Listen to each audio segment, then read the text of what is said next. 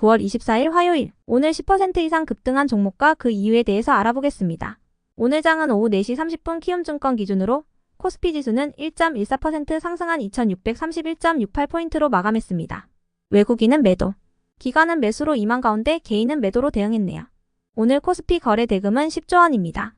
한편 코스닥 지수는 1.62% 상승한 767.35포인트로 마감했습니다. 외국인과 기관은 매수로 임한 가운데 개인은 매도로 대응했습니다. 오늘 코스닥 거래 대금은 6조 원입니다. 그럼 본격적으로 오늘의 급등 종목들을 살펴볼게요. 오늘 10% 이상 급등한 종목은 총 32종목으로 코스피에서는 9종목, 코스닥에서는 23종목이 나왔습니다. 이 중 상한가 종목은 화천기공, 형지엘리트, 화천기계, 한주ART, 형지I&C, 퀀텀온, FN가이드, 엑셀세라피틱스, 스튜디오미르, 더테크놀로지 10종목이고요. 오늘 하한가 종목은 상장 폐지 종목인 한국테크놀로지를 제외하고는 없었습니다. 총 32개의 급등 종목 중 상위 30개 종목들을 섹터별로 묶어보니 5개 테마로 나눠볼 수 있었어요. 그 외 나머지는 개별 이슈로 오른 종목들인데요. 먼저 1번 경영권 분쟁 섹터입니다. 경영권 분쟁이 진행되고 있는 기업들의 강세가 이어지는 분위기입니다. 이 중에서도 FN가이드는 경영권 분쟁이 지속되면서 4거래일 연속 상한가에 들어갔는데요. 현재 FN가이드의 주요 주주인 화천그룹 오너 3세와 FN가이드의 2대 주주인 김군호 전 대표는 FN가이드를 두고 경영권 분쟁을 벌이고 있다고 전해졌으며 화천그룹의 오너 3세들이 FN가이드 경영에 참여하겠다고 나서면서 김 전 대표가 반발하고 있는 상황이라고 전해졌습니다.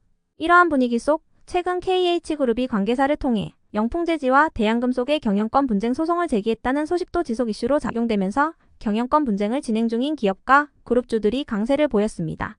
다음은 이번 2차전지 섹터입니다. 월가가 테슬라의 올해 3분기 전기차 인도량이 시장 예상치를 웃돌 것이라고 전망하면서 어젯밤 테슬라의 주가는 전일 대비 4% 상승한 가격으로 마감했습니다. 테슬라는 오는 10월 2일에 3분기 인도량 실적을 발표할 예정이며 오는 10월 10일에는 자율주행 기술을 적용한 로보택시 사업 계획도 공개할 것으로 알려졌는데요. 그 밖에도 해리스 부통령이 대선 TV 토론 이후 지지율에서 트럼프 전 대통령을 앞서고 있다는 소식도 2차전지 섹터의 지속 호재로 작용되고 있습니다. 이러한 분위기에 국내 2차전지 기업들이 상승세로 마감했네요. 다음은 3번 교육 섹터입니다. 정부가 내년 3월부터 AI 디지털 교과서 전면 도입을 추진하면서 교육주들이 수혜 기대감을 입고 있습니다. AI 디지털 교과서는 다양한 콘텐츠의 AI 기술을 접목하여 학생 스스로 개별 수준과 특성에 맞춰 학습할 수 있는 맞춤형 교과서라고 알려졌는데요. 정부는 내년부터 초중고교 일부 과목에 AI 디지털 교과서를 도입할 예정이라고 전해졌지만 AI 교과서를 활용하여 수업을 진행할 교사들을 위한 안내와 교육은 부실한 것으로 나타났다고 전해졌습니다. 이러한 소식 속 일부 교육 관련주들의 매수세가 유입된 모습이었네요. 다음은 4번 신재생 에너지 섹터입니다. 미국 대선 TV 토론 이후 해리스 부통령의 지지율이 트럼프 전 대통령을 앞서고 있다는 내용의 기사가 계속해서 나오고 있습니다. 이전에는 대마초나 사오피임약 관련주들이 대표적인 해리스 수혜주로 주목받았지만 최근에는 2차전지와 신재생 에너지 관련주들이 주목받는 모습인데요. 해리스 부통령은 트럼프와는 달리 친환경 정책을 강조하고 있어 전기차 및 신재생 에너지 관련주들은 해리스 수혜주로 분류되고 있습니다. 해리스 부통령의 지지율 우위 소식이 지속 호재로 작용되며 풍력과 태양광 등의 신재생 에너지 관련주들이 상승세로 마감했네요. 다음은 5번 석유화학 섹터입니다. 판공성 중국 인민은행장이 기자회견을 통해 지급 준비율을 조만간 0.5% 인하한다고 밝혔습니다. 지급 준비율이란 은행이 의무적으로 보유하고 있어야 하는 돈의 비율을 뜻하는데요. 지급 준비율을 인하하면 시중에 돈이 더 공급되는 효과가 있습니다. 이번에 지급 준비율이 인하된다면 중국에 약 190조 원의 돈이 풀릴 것으로 예상되는데요. 해당 소식에 일부 석유화학 기업들이 업황 회복 기대감을 입으며 상승한 것으로 파악되네요. 그 외 나머지는 개별 이슈로 오른 종목들인데요. 먼저 한주ART와 퀀텀온, 바이오다인의 급등 이유는 파악되지 않았습니다. 이어서 형지그룹주들이 상승했습니다. 형지엘리트가 언론을 통해 중국 합자법인인 상해엘리트의 매출이 성장했다고 밝혔기 때문인데요. 상해엘리트의 매출은 전년 159억 원에서 올해는 183억 원을 기록하며 15%가 성장했다고 전해졌습니다. 상해엘리트는 프리미엄 교복에 집중하여 사립학교와 국제학교 등 전국의 중점 학교 위주로 납품을 계속 확대 중이라고 전해졌는데요. 해당 소식에 형지I&C와 가스텔바작 등의 형지그룹주들이 강세를 보였습니다. 다음으로 엑셀세라피틱스는 전 세계적으로 혈액 부족 사태가 일어나면서 인공혈액 관련주로 부각되며 상한가로 마감했습니다. 혈액 부족 사태가 일어나고 있는 이유는 세계적으로 고령화 현상이 심해지면서 헌혈이 가능한 사람들은 줄어들고 수혈이 필요한 사람들은 늘고 있기 때문이라고 하는데요. 해당 소식에 정부의 인공혈액 프로젝트에 엑셀세라피틱스가 주관 기업으로 선정된 이력이 부각되며 상한가로 마감했습니다. 이어서 스튜디오 미르는 스튜디오 엠 및 토에이 애니메이션과 글로벌 애니메이션 영상 콘텐츠 공동기획, 개발을 위한 업무 협약을 체결했다고 밝히면서 상한가로 마감했는데요. 이와 관련하여 스튜디오 미르 관계자는 네이버 웹툰의 영상 사업을 이끄는 스튜디오 N, 그리고 일본 최대 애니메이션 기업인 토에이 애니메이션과 함께 애니메이션을 개발하게 되어 기대가 크다며 이번 협약은 스튜디오 미르의 IP 사업 역량을 강화하는 계기가 될 것이라고 밝혔습니다. 한편 더 테크놀로지의 급등 이유는 파악되지 않았지만 더 테크놀로지는 지난 8월 타법인 주식 인수를 검토 중이라는 내용이 조회 공시 답변을 한 바 있으니 참고해주세요. 이어서 KC코트레를 비롯한 온실가스 및 탄소 배출권 관련주들이 상승했습니다. 환경부가 온실가스 국제감축사업 운영 규정 제정안을 내일부터 20일간 행정예고한다고 밝히면서 관련주들이 수혜 기대감을 입은 모습인데요. 온실가스 국제감축사업이란 외국에서 온실가스 배출량 감축 사업을 벌이고 감축 실적을 국내로 이전받는 사업을 뜻합니다. 한국환경공단과 한국수자원공사, 그리고 수도권 매립지 관리공사는 사업계획을 수립하여 환경부에 보고해야 하며 관련 예산이 국회에서 의결 및 확정되면 계획도 확정된다고 전해졌습니다.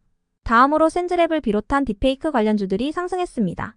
어제 장마감 후 딥페이크 기술을 이용한 디지털 성범죄에 대한 처벌을 강화하는 이른바 딥페이크 성범죄 방지법이 국회 상임위원회를 통과했다고 전해졌기 때문인데요. 어제 처리된 법안은 법제사법위원회의 심의와 의결을 거쳐 이번 주 목요일 본회의에서 처리될 전망이라고 전해졌습니다. 해당 소식에 딥페이크 관련주들이 상승한 가운데 샌즈랩이 강세를 보여주었네요. 이어서 샤페로는 자체 인공지능 신약 개발 플랫폼을 통해 원형 탈모 치료제 후보 물질 발굴에 성공하고 상업적 개발을 본격화한다고 밝히면서 상승했습니다. 해당 후보 물질은 자체 시험에서 경쟁 약물 대비 100배 이상의 항염증 효과가 있는 것으로 나타났으며 특히 비임상 연구에서 원형 탈모의 효능이 탁월한 것으로 확인됐다고 전해졌습니다. 다음으로 토마토 시스템이 상승했습니다. 미국 보험청이 토마토 시스템의 종속회사가 미국 현지에서 운영 중인 원격 응급의료센터에게 고유 메디케어 식별 번호를 발급했다고 전해졌기 때문인데요. 미국 대선을 앞두고 해리스 부통령이 메디케어 확대를 주장해오고 있는 가운데 이러한 소식이 전해지면서 토마토 시스템이 해리스 수혜주로 부각된 모습이었네요. 이어서 핑거가 상승했습니다. 금융위원회가 22대 국회 첫 정기국회 주요 추진 법안으로 토큰증권 발행 및 유통 제도화를 위한 전자증권법과 자본시장법 개정안을 제시했다는 소식이 전해졌기 때문인데요. 이 중에서도 전자증권법 개정안은 21대 국회에서 폐기된 법안이지만 최근 토큰증권 법제화가 재추진되면서 이번 국회에서는 통과될 가능성이 높아지고 있습니다. 그 밖에도 이번 주 목요일에는 전문가들이 한자리에 모여 디지털 자산 STO 포럼 조창 간담회를 개최할 예정이라고 전해졌는데요. 이러한 소식들 속에서 토큰증권 대장주인 핑거가 강세를 보였습니다. 다음으로 레몽레인의 소액주주인 신모씨 외 11인이 신청했던 신주 발행 효력 정지 등 가처분 신청에 대해 법원이 기각 판결을 내렸다는 소식이 지속 호재로 작용된 모습이었습니다. 신모씨 외 11인은 레몽레인이 이정재 배우 등을 대상으로 3자 배정 유상 증자를 실시했다고 주장하며 이 같은 소송을 제기한 바 있는데요.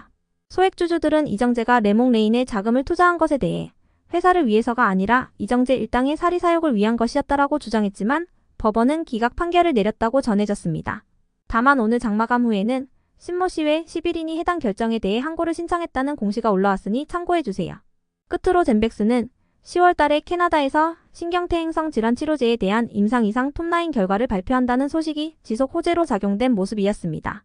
젠백스는 17년 연구 끝에 해당 치료제와 관련한 임상 결과를 발표한다고 전해졌습니다.